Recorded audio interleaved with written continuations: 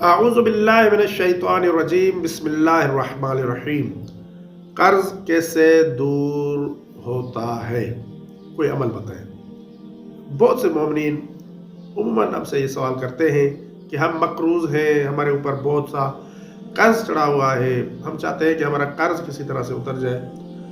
तो इस सिलसिले में अर्ज़ करूँगा कि अल्लाह ताला को आप याद करें, ज़िक्र खुदा करें, और कुछ अमाल हैं कि जो रसूल खुदा सल्लल्लाहु अलैहि वसल्लम ने बयान फरमाए हैं, वो अमल करें। उन अमाल में से एक अमल है सूरह वाक़िआ की तिलावत करना।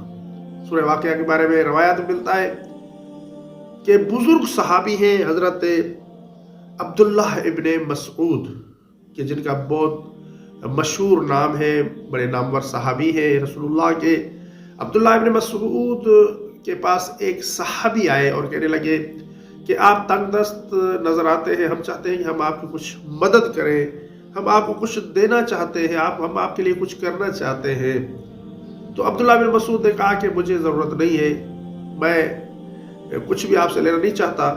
तब उन्होंने कहा कि हम चाहते हैं कि आपकी जो बच्चियां हैं, बेटियां हैं, उनकी कुछ मदद करें, उन्हें कुछ हम दें। तो अब्दुल्लाह इब्ने मसऊद ने कहा कि मेरी बच्चियों को भी ज़रूरत नहीं है। और फिर उस बुजुर्ग सहाबी ने कहा कि अल्लाह के रसूल से मैंने सुना है कि सूरह वाक़िआ की तिलावत जो शख्स भी करता है तो अल्लाह ताला उसे फ़क्र, तंगदस्ती और तकलीफ़ों से निजात अता फरमाते हैं।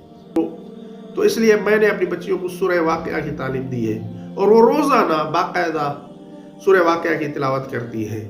तो इसलिए मोमिन को चाहिए कि वो सूरह वाक़िआ की बाकायदा तिलावत किया करें, कोशिश करें कि नागा ना आए।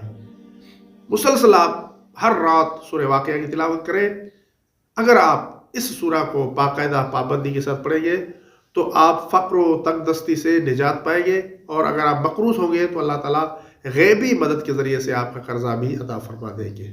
और नीचे जो वो सब्सक्राइब का बटन है ना, उसको हिट करो, जल्दी से करो। सब्सक्राइब।